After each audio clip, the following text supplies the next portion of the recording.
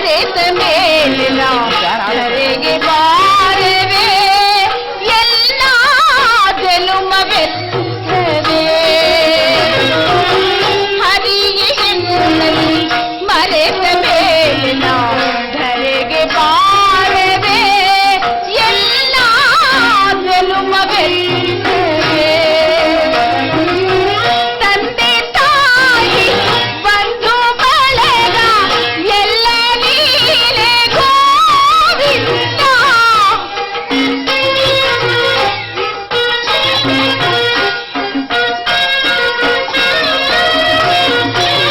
ತಂದೆ ತಾಯಿ ಬಂಧು ಬಳಗ ಎಲ್ಲ ನೀನೆ ಗೋವಿಂದ ಮುಂದೆ ಗತಿಯು ಕಾಣೆನಯ್ಯ ತಂದೆ ಸಲಹು ಮಾರಲಯ್ಯ ಮುಂದೆ ಗತಿ ಕಾಣೆನಯ್ಯ ತಂದೆ ಸಲಹು ಮಾರಲಯ್ಯ ಹರಿಯ ಎನ್ನಲು ಮರೆತ ಮೇಲಿನ ಧರೆಗೆ ಬಾರಲೇ ಎಲ್ಲ ಜನುಮವೆತ್ತವೇ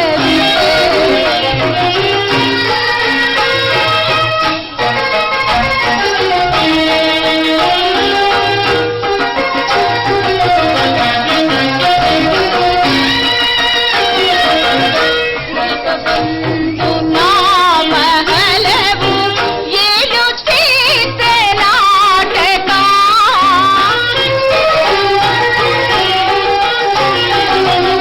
ಜೀವವೊಂದು ನಾಮ ಹಲವು ಏನು ಚಿತ್ರ ನಾಟಕ ಮುಂದೆ ಬರುವುದನ್ನು ತಿಳಿಯದು ದೇವನಿಂದಲೇ ಮಗ ಮುಂದೆ ಬರುವುದನ್ನು ತಿಳಿಯದು ದೇವನಿಂದಲೇ ಮಗ ಹುಟ್ಟು ಸಾವು ಗುಟ್ಟಲೆಲ್ಲ ಹಿಡಿದು ಕುಳಿತ ಹೇ ಮೂಕ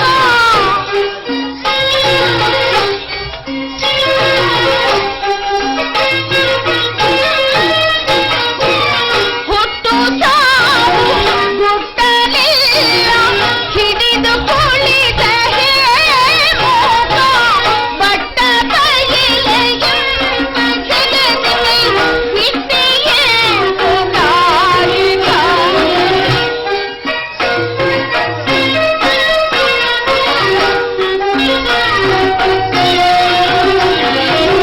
ಬಟ್ಟ ಬಯಲೆಯ ಜಗದಿಗೆ ವಿದ್ಯೆಯೇ ನಾಯಕ ಹರಿಯೇ ಎನ್ನಲಿ ಮರೆತ ಮೇಲಿನ ಧರೆಗೆ ಬಾರವೇ ಎಲ್ಲ ಜನುಮವೆತ್ತವೇ ಕೃಷ್ಣ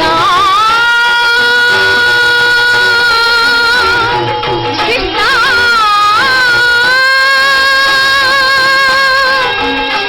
ಕೃಷ್ಣ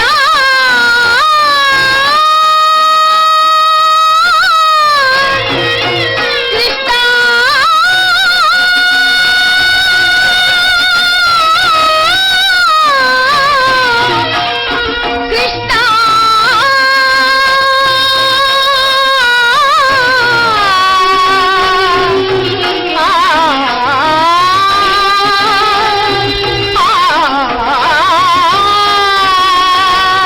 ಕೃಷ್ಣ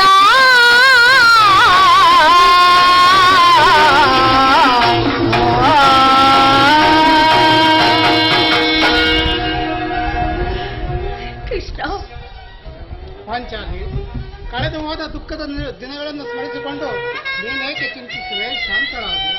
ಶಾಂತಿ ಶಾಂತಿ ಶಾಂತಿ ಶಾಂತಿ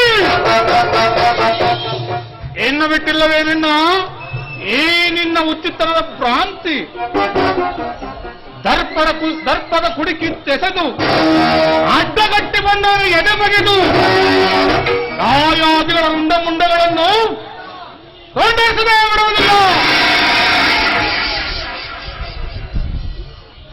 ಭೀಮಸೇನ, ಇಷ್ಟೊಂದು ಕೋಪವೇಕೆ? ಶಾಂತನಾಗು. ನಿನ್ನ ಚಿತ್ತಕ್ಕಿಂದು ಕಿಚ್ಚಿತ್ರವನ್ನ ವಿಷಪ್ರಾಶನ ಲಾಕ್ಷಾದ್ಭುತಗಳನ್ನ ಕಪಟ ದೂತ ಇವೆಲ್ಲಕ್ಕಿಂತಲೂ ಮಿಗಿಲಾಗಿ ಮಾನವೀಯ ದ್ರೌಪದಿ ವಸ್ತ್ರಾಭರಣ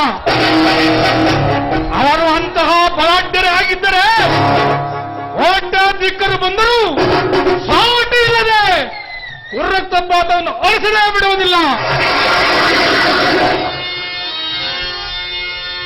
ಹೇ ಕೃಷ್ಣ, ಇದು ನಿನ್ನ ಲೀಲೆ, ಇದು ನಿನ್ನ ಲೀಲೆ. ದೇವ ಇದು ನಿನ್ನ ಲೀಲೆ, ದೇವ ಸುವನೆ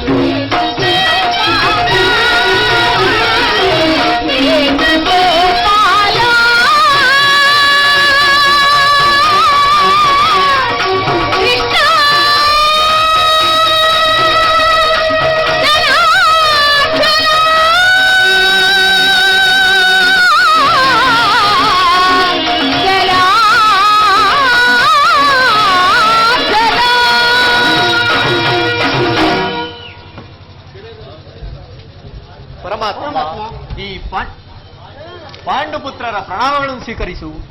ಪರಮಾತ್ಮ, ಪಾಂಡವರ ಪ್ರಯತ್ನಕ್ಕೆ ಪ್ರಸನ್ನನಾದ ಪುರುಷೋತ್ತಮ, ನೀನು ನಮ್ಮ ಮೊರೆಯನ್ನಾಲಿಸಿ ನಮ್ಮ ಪಕ್ಷವನ್ನು ವಹಿಸಲು ಬಂದೆಯ ದೇವ.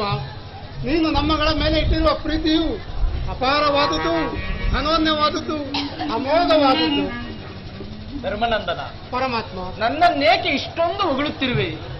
ಕರ್ತವ್ಯ ಪರಿಪಾಲನೆಯೇ ನನ್ನ ಮುಖ್ಯ ಉದ್ದೇಶ.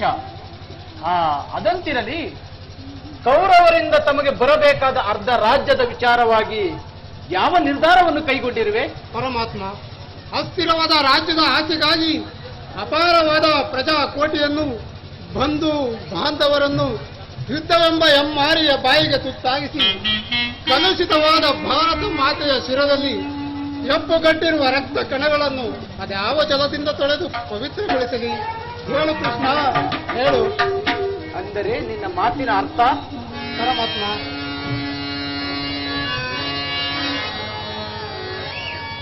ಸಮರವನೊಲ್ಲೆನಯ್ಯ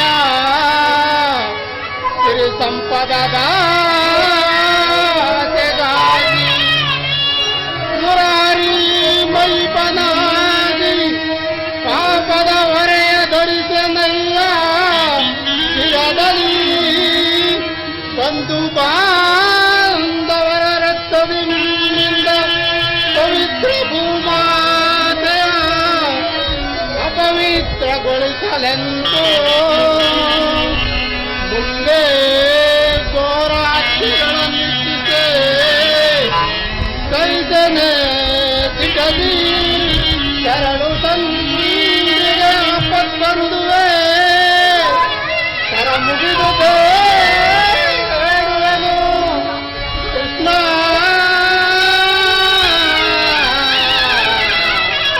ಕೃಷ್ಣ,